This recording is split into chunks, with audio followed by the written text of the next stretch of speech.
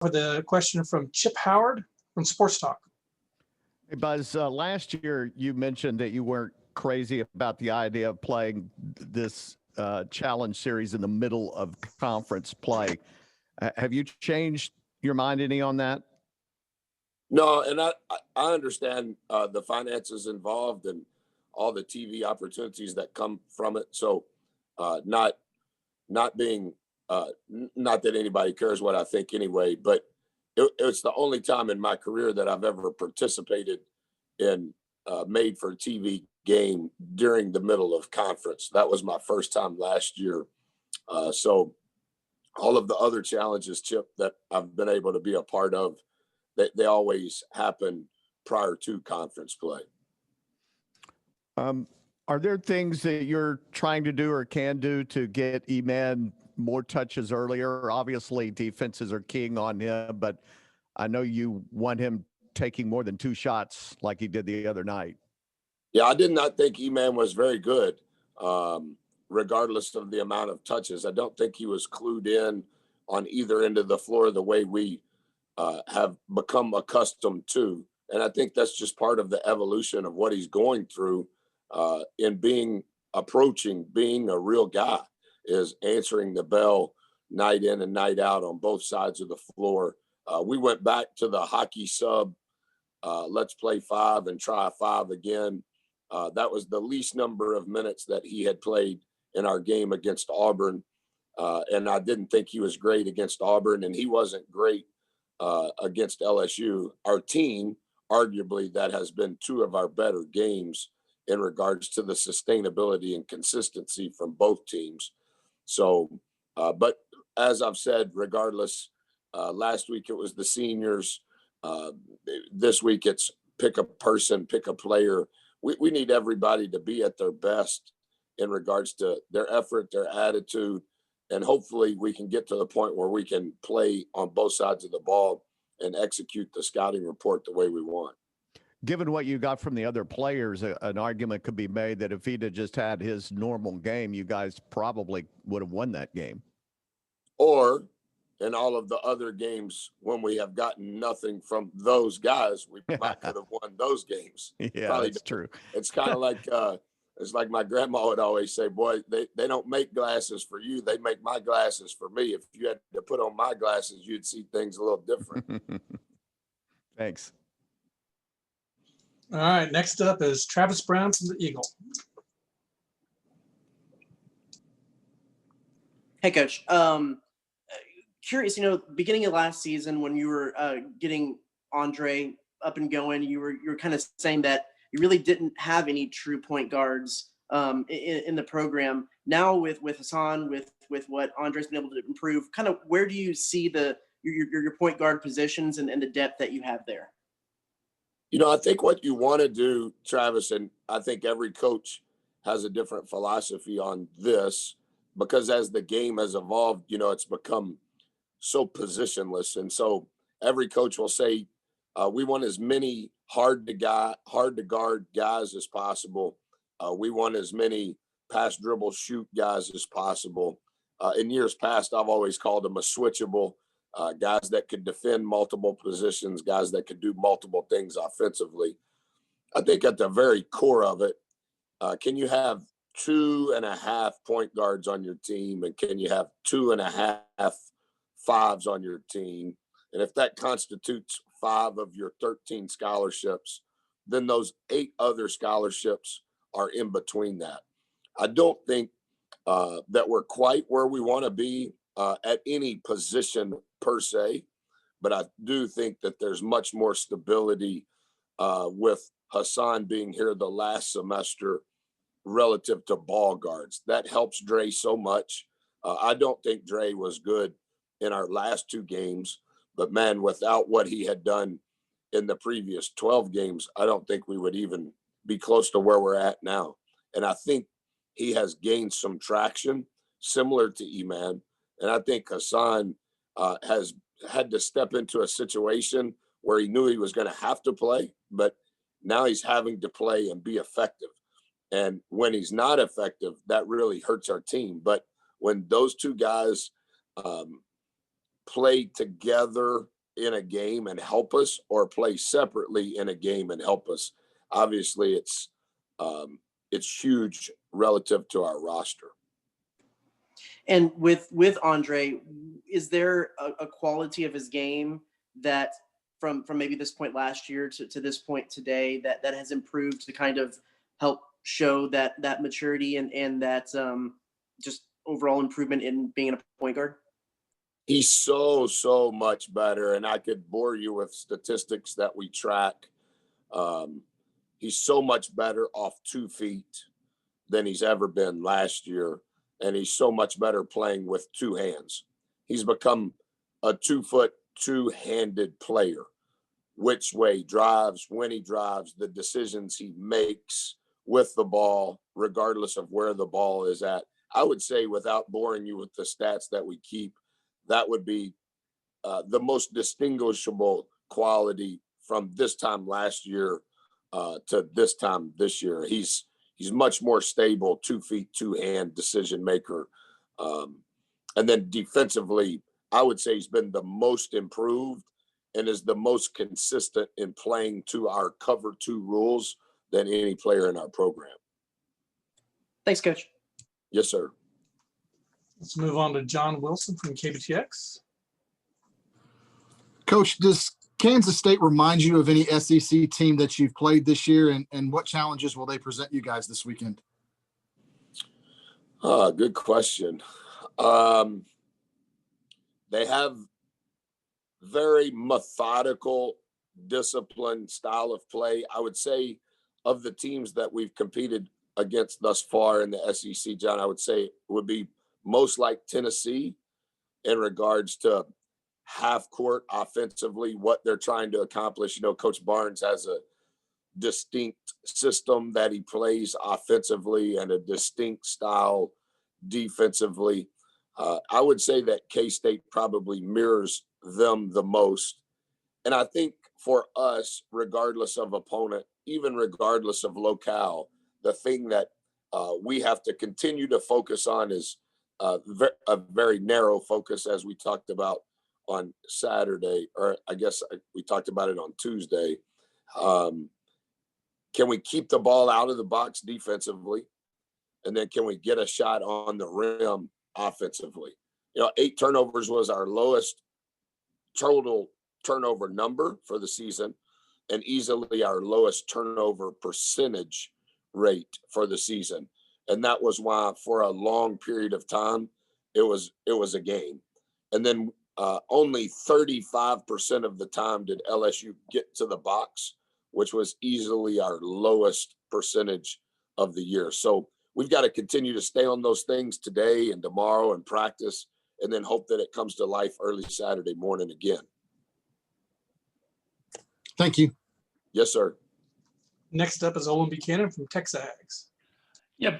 First of all, Buzz, what kind of progress, if at all, are you seeing from your bigs, Marfo and Jonathan? Yeah, I think they've been markedly better, and I say that not being sarcastic. You know, there was a stretch of time where they were giving us nothing, and we've done a better job over the last 3 weeks as a program. We've kind of dispersed some of the hours that were allowed each week. And we've went back to having individual workouts. That's one of the things, Olin, that I've done a bad job of this season. You know, how we structure our calendar here, I think, is unique to our approach in building a foundation. So, for example, specific to Jonathan Aku was admitted to Texas A&M the Friday afternoon before school started on Monday. So last year, he did not have a summer with us. He's the first player in my career who never had a summer with us since Jay Crowder, who was a junior college transfer who was in summer school. And then this summer, I sent our guys home because of the pandemic. So Aku has missed both summers. And then Marfo obviously missed this past summer because of the pandemic. And so this is our 3rd week. We have went back to we're given an hour and a half per week to individual workouts 3 times a week. And we just kind of disperse them amidst their academic calendar. And I really think we've seen glimpses of it from every player, but I think the highest rate of return has for sure been with Marfo and Aku. And I think that's been good, and that's helped our team. Can we get 40 minutes from Marfo and Aku? That's always a telltale sign. We weren't able to do it on Tuesday, but we approached that. The game before, I think we almost got to 40, but there were multiple times where we weren't even getting to 30 with those two guys relative to their production. And that just puts an inordinate amount of stress, not on E-Man because he can handle it, but on the rest of the roster, because when E-Man has to go to the 5 for long stretches, that means somebody else is playing those in-between spots. So encouraged by their production level over the last, I guess it would be 2.5, 3 games. And we need that over the next 12 games.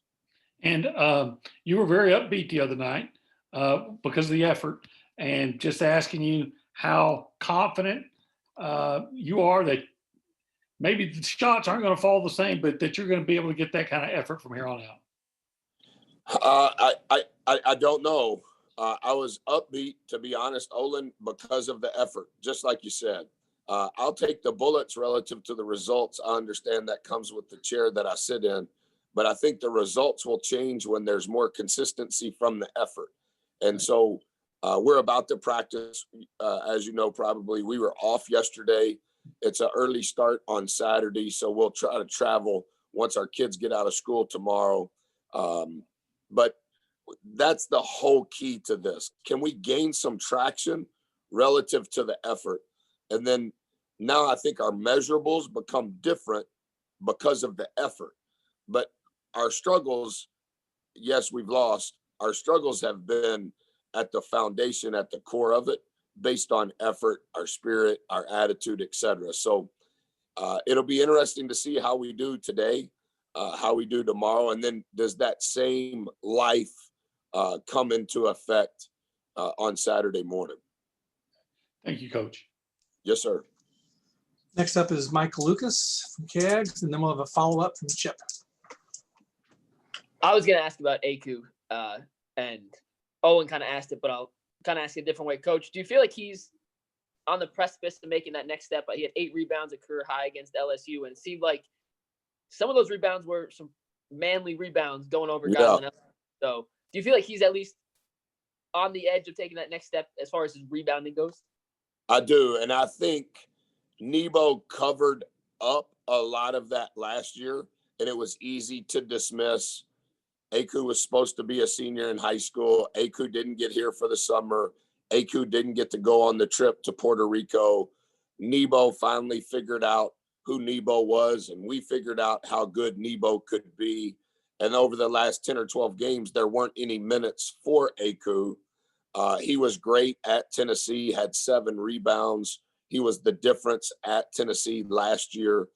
And then this spring would have been gigantic for him and E-Man and Andre, for that matter. This summer would have been huge for those same 3 kids, along with the 4 freshmen we brought in. This summer would have been healthy for Marfo, another newcomer who had experience, just to better understand how we want to operate. And as I said before, none of those guys were here this summer. It was never public knowledge. I didn't want to make that public. We did not come back to school at the beginning of school. I didn't ever want that to be public. And so we've been behind, but I do think your words on Aku are right. I think he's right on the cusp. Is it going to happen today or tomorrow? I don't know. But some of those 8 rebounds that he got, it kind of made you have a second glance like, oh, is that a new Aku, or is that the next Aku, or is that going to be who Aku becomes? And he is a unbelievable human being. I would say he's the most liked person in our program. Like his spirit, as someone, English is not his first language. He's very intelligent, but his spirit and him being one of us and wanting to do what we're asking him to do is phenomenal. And we just need him to now take the next step. And I believe he will. What's the timeline on that, Mike? I'm not exactly sure, but some of what we have seen glimpses of over the last 3 games approach. He might have a real role on this team relative to his future. And the encouraging thing is he's going to be a sophomore again next year. So that's good. Thank you. All right, we'll wrap it up with Chip Howard. As I wanted to go back, you made a statement that Kansas State was methodical. I think that was being a little kind, but they've had a lot of trouble scoring the basketball a lot of times this year. I'm wondering and when you say that, it's like two pitchers with 0 ERAs, and the game turns out 10-9. But on paper, this looks like a game in the 50s to low 60s because that's what teams are averaging. Are you still comfortable with that kind of result if that's the game that it turns out to be Saturday? Hey, Chip, this Zoom is with Buzz Williams, not with Bruce Weber. Right? Were you talking about Kansas State or were you talking about the fighting Texas Aggies? Well, both teams are pretty similar in how they play and and the difficulty they have in scoring the ball. Yeah, so not sticking up for Coach Weber.